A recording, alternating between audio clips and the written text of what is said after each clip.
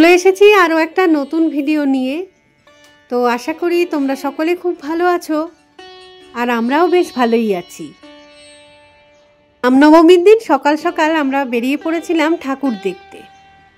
তো আগের ভিডিওতেই সেটার কিছুটা অংশ তো শেয়ার করে দিয়েছি, যতটুকুনি বাকি আছে সেটা না হয় এই ভিডিওতে শেয়ার করব। বাঙ্কু স্কুটারে চলে যাবে বাঙ্কু, আর আরেকটা স্কুটারে আমি আর বাঙ্কুর বাবা। তো এগোচ্ছি এখন রিঞ্ঝার দিকে।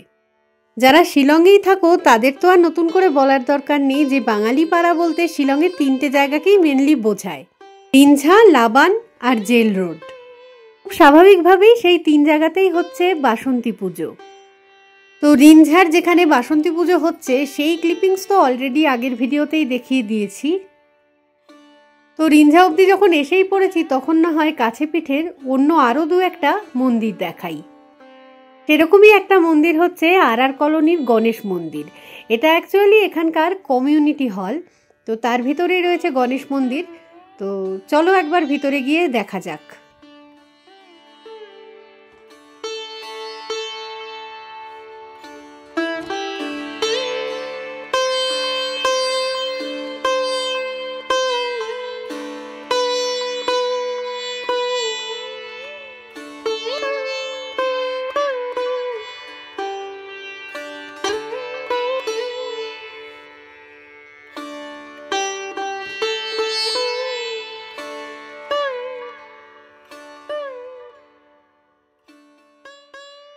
এই গণেশ মন্দিরে ঢুকে যেটা দেখলাম যে আর 5টা দিনও যেরকম গণেশ ঠাকুরের পুজো হয় সেরকমটাই আজকেও চলেছে, মানে এর সাথে কোনো বাসন্তী পুজো বা রামনবমীর কোনো সম্পর্ক নেই।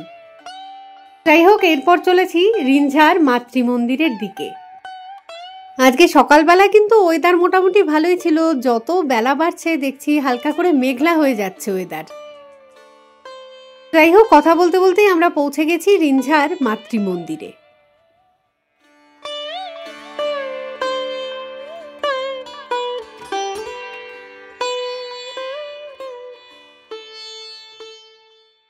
এতটা সকাল সকাল বলেই হয়তো মন্দিরের দরজা ভালোভাবে তখনও খোলাই হয়নি, তো বাইরে থেকে দেখেই আমরা রওনা দিয়ে দিলাম সামনের দিকে। সামনের দিক বলতে রিঞ্ঝাতেই আরেকটা মন্দির দেখব, সেটা হচ্ছে বিএসএনএল ক্যাম্পাসের মধ্যে একটা খুব সুন্দর শিব মন্দির রয়েছে।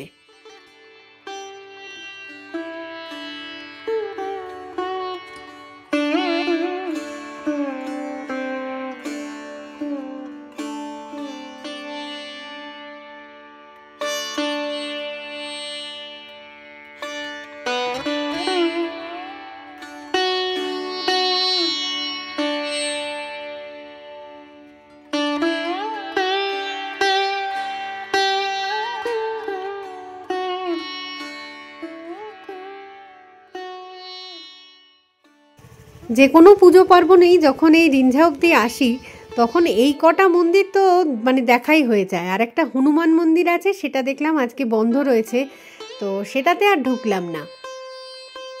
এখান থেকে বেরিয়ে যাচ্ছি আর আমরা এখন সোজা চলে যাব জেল রোডে, যেখানে রয়েছে বাসুদেব মন্দির, আর সেখানেই বাসন্তী পুজোর আয়োজন করা হয়েছে।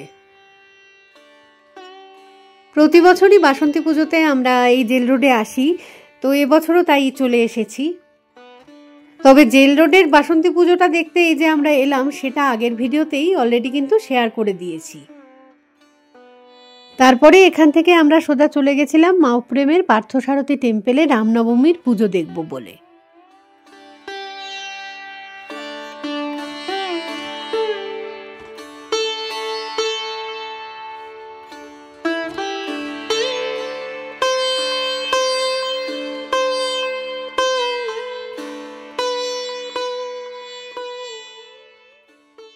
পার্থসারথী টেম্পল থেকে বেরোনোর পরে ভাবলাম যে এত দূর যখন চলেই এসেছি তখন গাড়িখানার হনুমান মন্দিরটাই বা বাদ যায় কেন, সেটাতেও একবার একটুখানি ঘুরে চলে আসি।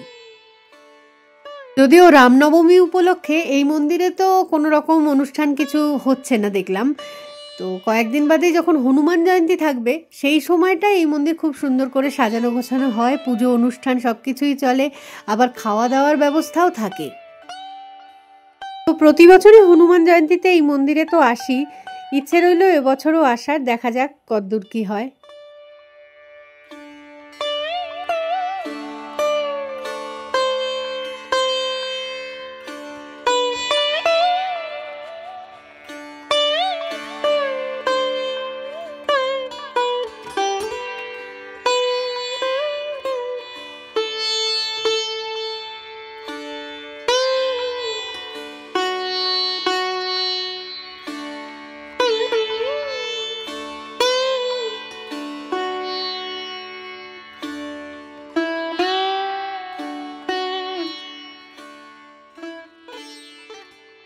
তো হনুমান মন্দির থেকে বেরিয়ে এখন আমরা চলেছি নেপালি দুর্গা মন্দিরের দিকে।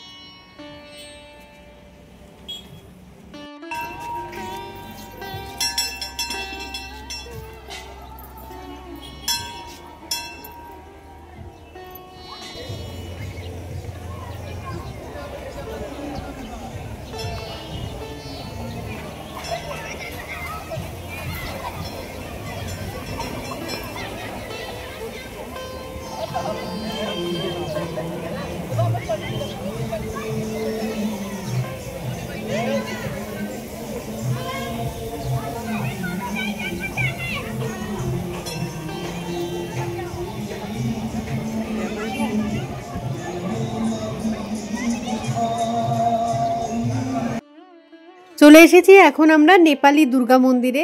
তো নবরাত্রি উপলক্ষে এখানে পুজো আর্চা চলছে, সাথে চলছে যাগযজ্ঞ। তো প্রচুর মানুষের ভিড় চোখে পড়ল।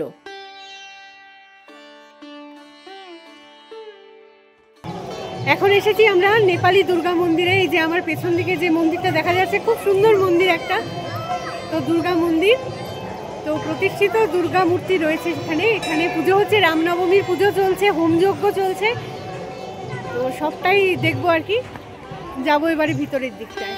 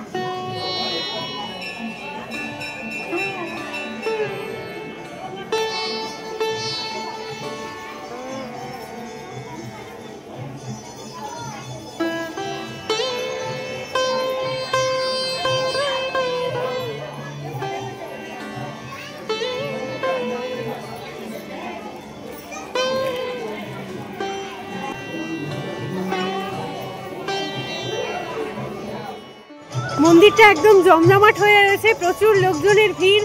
পুজো চলছে, হোমযজ্ঞ চলছে, সবাই এনজয় করছে। তো আমরা কিছুক্ষণ থাকলাম এখানে, আবার এগোবো আর কি। আরও কয়েকটা জায়গায় যাওয়ার প্ল্যান রয়েছে, দেখা যাক কতদূর কি হয়। তো চলো যাই তাহলে, এগোই একটুখানি।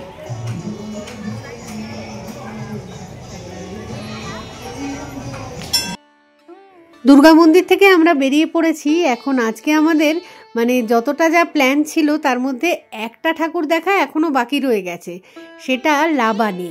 তো লাবানের দিকেই এগোচ্ছি। এদিকে ওয়েদার কিন্তু যথেষ্টই খারাপ করে গেছে, পুরো আকাশ এত কালো হয়ে গেছে, মেঘে ঢেকে গেছে, মনে হচ্ছে কিছুক্ষণের মধ্যেই যেন বৃষ্টি আসবে।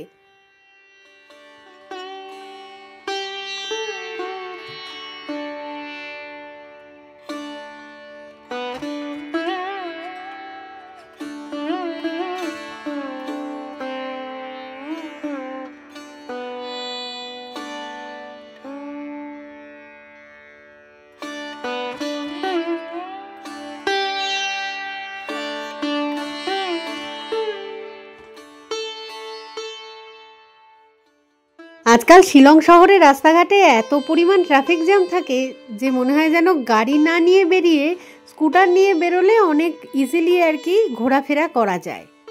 তো আবার যখন এরকম ওয়েদার খারাপ থাকে, মনে হয় যেন বৃষ্টি আসবে আসবে, তখন মনে হয় গাড়ি নিয়ে বেরোলেই বোধহয় ভালো হতো।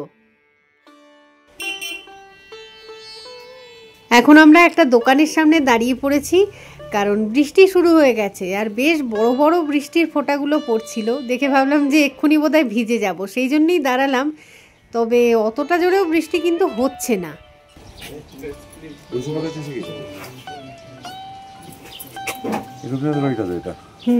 ওটা রিলবং। হরিসভা গোলাচ্ছ কিন্তু বড় গণেশ মন্দির উপরে, দোতলায় গণেশ মন্দির, নিচে সেটাই তো। তাহলে হরিসভা বলছো কেন? না, ওটা কেন হরিসভা হবে? হ্যাঁ, এই মাগো কাকে। যাই হোক, দাঁড়ালাম বলে এক কাপ করে চাও পাওয়া গেল, আর এটা এই মুহূর্তে খুব দরকার ছিল আর কি। তো যাই হোক, চা খেয়ে দিয়ে আমরা কিন্তু আবার রওনা দিয়ে দিয়েছি। তো চলেই এসেছি প্রায় রিলবংয়ের গণেশ মন্দিরের কাছে।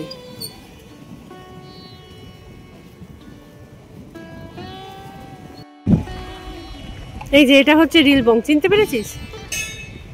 হরিসভা আলাদা, রিলবং আলাদা। ভিতরে বোধহয় পুজো হচ্ছে, তার ঘন্টা বাজছে কিছু। তো গণেশ মন্দির হচ্ছে দোতলায় আর পুজো হচ্ছে এখন একতলাতে। আগে দোতলাটা একটুখানি ঘুরে আসি, তারপর না হয় একতলায় যাব। ওয়েদারটা এমন হয়ে রয়েছে, মনে হচ্ছে যেন আকাশ ভেঙে পড়বে কিছুক্ষণের মধ্যে, কিন্তু হচ্ছেও না সেভাবে। যদি আধ ঘন্টা জোরে একটু বৃষ্টি হয়ে যায়, চারদিকটা একটু ক্লিয়ার হয়ে যায়, তাহলে।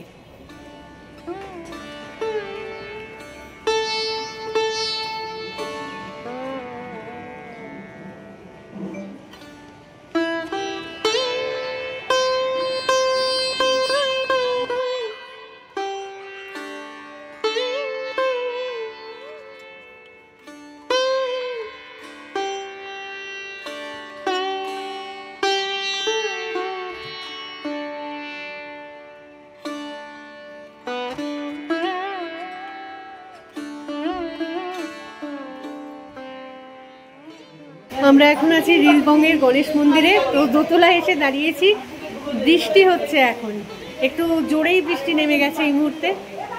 তো ভালো হয়েছে, শেডের তলায় রয়েছি, আর কোনো চিন্তা নেই।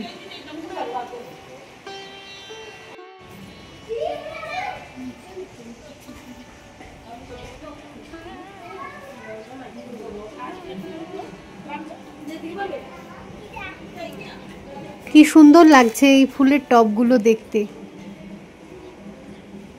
সাদা, গোলাপি, নানান রঙের ফুল, পিটুনিয়া ফুল, খুব সুন্দর। এই যে রানী কালারের ফুলটা কি ভালো লাগছে। বৃষ্টি কিছুক্ষণ হলো, আবার একটুখানি কমেও গেছে।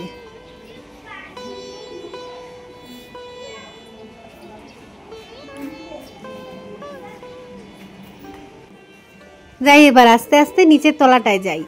ওখানেই বাসন্তী পুজোর অনুষ্ঠান হচ্ছে। তো দুর্গা পুজোটাও ওখানেই হয়, প্রতি বছরই আসি। বাসন্তী পুজোতেও প্রতি বছরই আসি, এবছরও চলে এসেছি।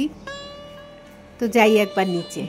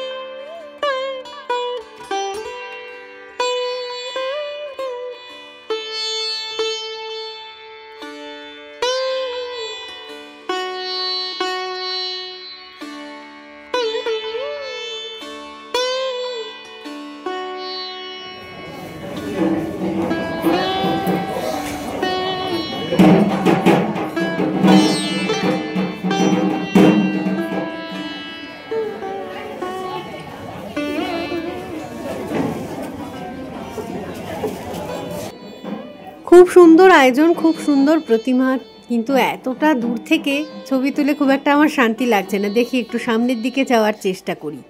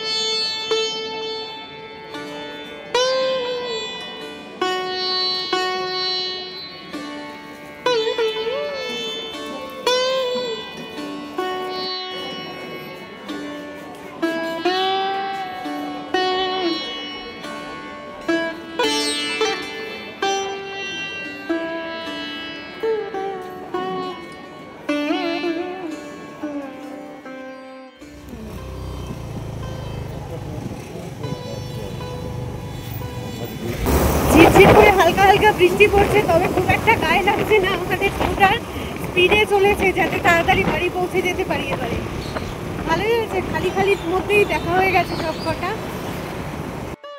তো আজকের মতো পুজো পরিক্রমা তো আমাদের শেষ, এখন যাচ্ছি বাড়ির দিকে। তো এই ভিডিওটাকে না হয় এখানেই রাখছি, খুব তাড়াতাড়ি ফিরে আসবো আবার একটা নতুন ভিডিও নিয়ে। তো ততক্ষণের জন্য টাটা, আর সঙ্গে থাকার জন্য সকলকে জানাই অসংখ্য ভালোবাসা।